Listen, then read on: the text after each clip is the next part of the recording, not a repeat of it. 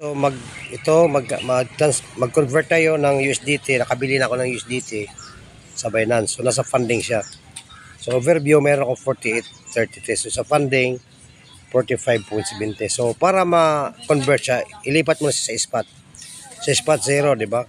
So funding to spot, transfer mo na sa funding to spot. So USDT maximum, lahat na. Yan, 33, confirm transfer. Okay. So nandito na siya sa spot. Diba? So ngayon, gagawin din punta sa trades, tapos convert, tapos USDT maximum. Yan. So lipat natin sa Tron. Yan. So yan. Okay, so no fee siya. Convert. Oh, ngayon, nandito na siya. Anytime, pwede ko na siyang transfer.